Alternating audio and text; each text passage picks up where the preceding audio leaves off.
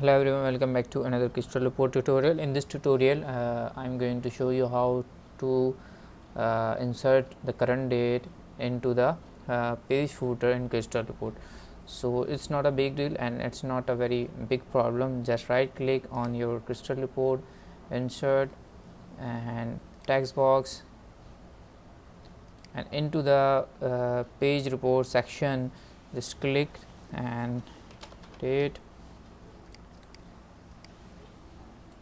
Right click again, insert, go to the special fields and print date. So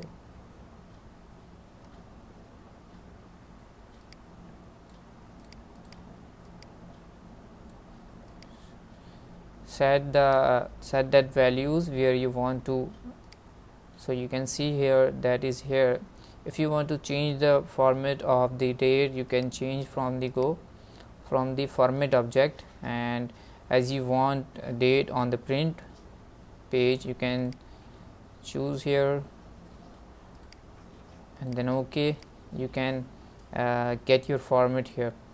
So that's all for today. Thank you for watching.